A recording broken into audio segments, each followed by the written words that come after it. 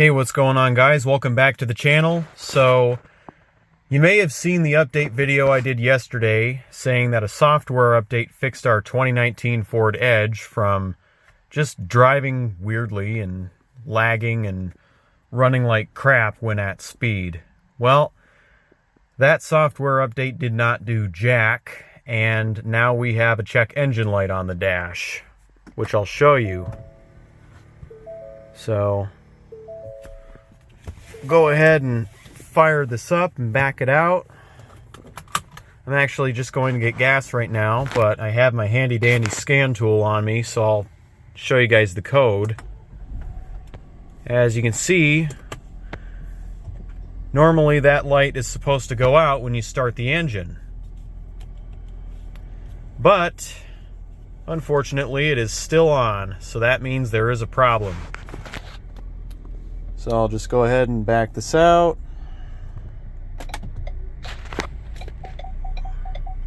I'll read the code and then I'll go out and get some gas.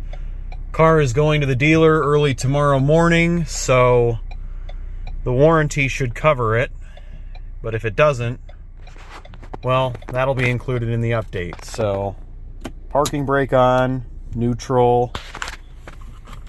Go ahead and plug in my scanner to the OBD2 port down here. There we go.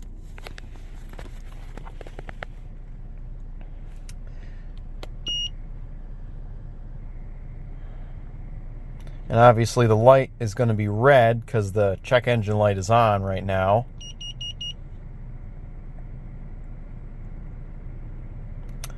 So it says there are 2 codes found. Wow. We're gonna hit, okay, it didn't give me the option. That was weird. We're going to read codes. Stored codes. Alright, P19 or P139A, refer to vehicle service manual.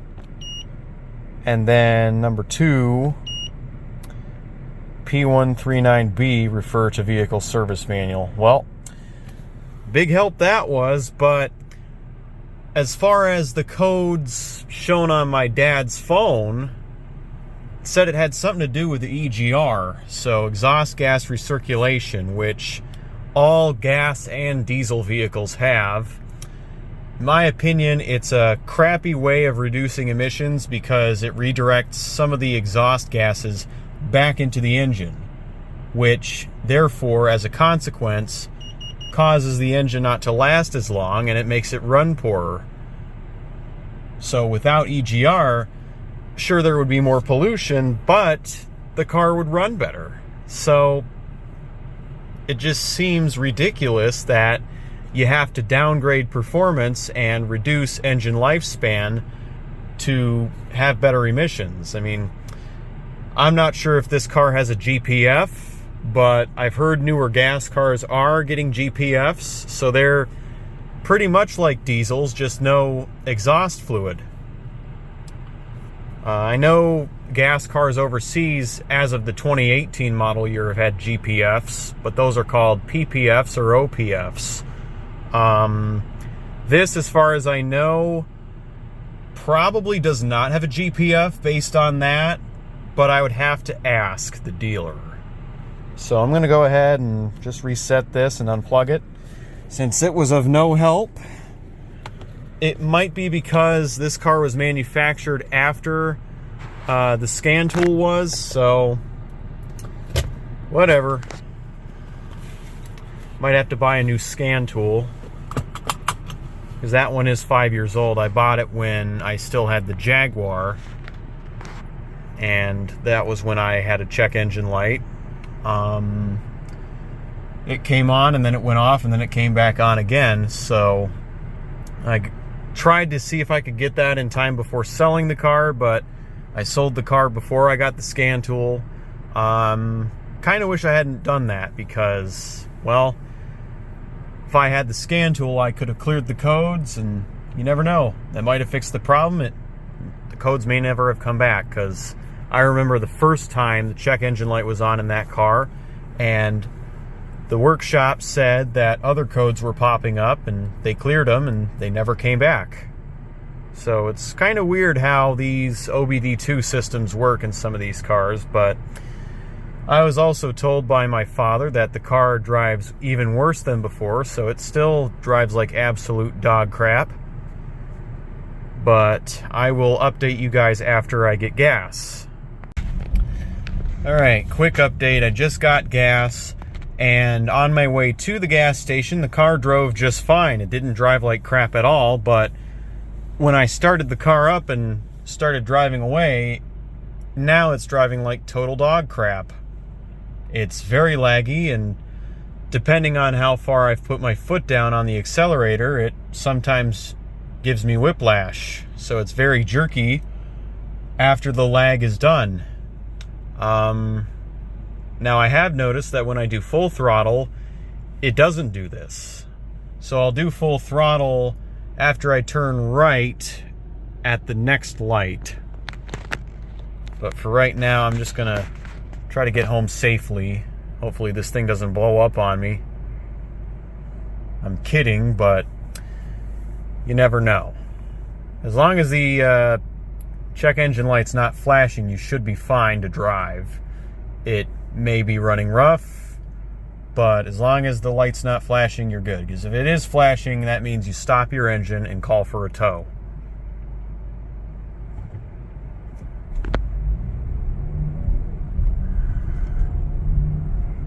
Okay.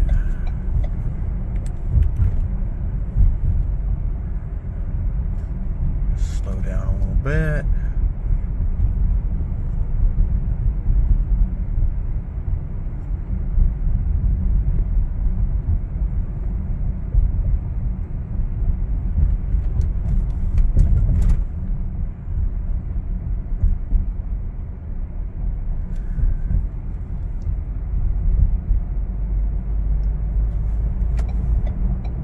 Take a right at this light, then I'm going to punch it, see what happens.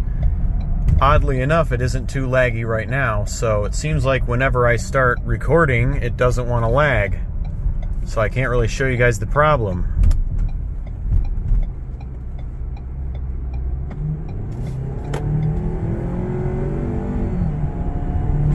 Okay. So when you floor it, it just drives normally. That is super weird.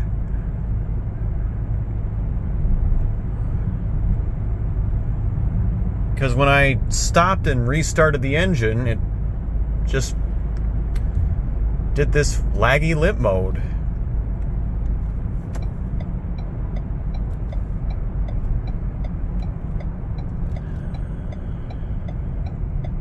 I might see what I can do here. So I'm going to just stop here, even though I don't have to. Wait for these cars to go by. So now I do have to stop.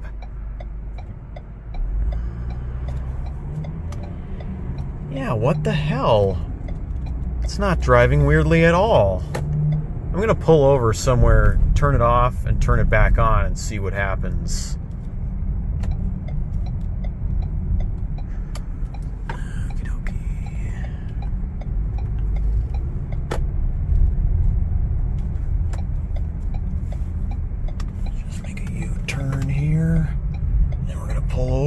Shut it off. Okay. Turn it off. Yeah. Turn it back on. Into drive. Start, stop, off.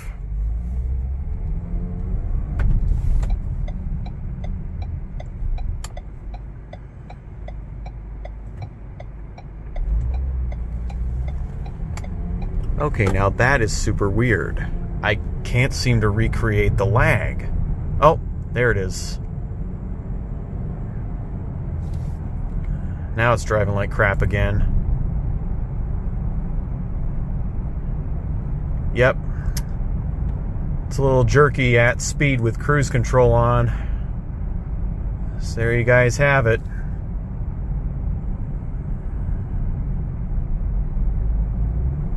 Yeah. Very sluggish.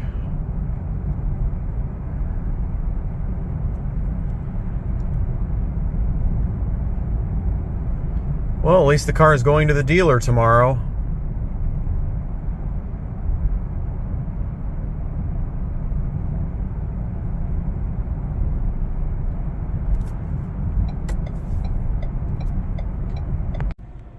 Alright, so the scan tool was not completely useless, so I take that back. It just wasn't showing what the codes meant on the scan tool, because normally I'm used to it showing exactly what it means, but I end up looking them up on the internet anyway. So I looked up the codes. P139A means the EGR hose is reversed, and P139B means that it's either damaged or plugged.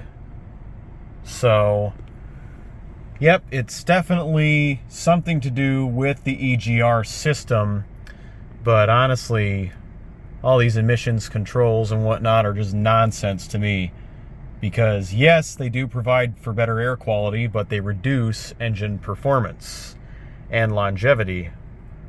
Our cars would run much better without these, because I know for a fact that it won't be long before your only options are get a car that runs off of batteries entirely, or have to get a scan tool and do a forced regen in your driveway every now and then. So that's pretty interesting. Let's just see what happens if I rev the engine, because I've done that before and it was even laggy then in park and neutral. Okay, so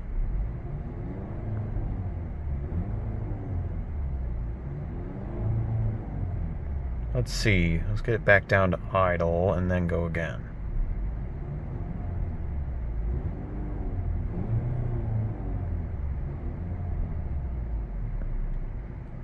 I don't know if that sounds weird to you guys, but okay, I don't really notice any lag, so that's weird. So I guess after a while of running, the lag goes away. But I will update you guys in the next video, so stay tuned for more, and peace out till next time.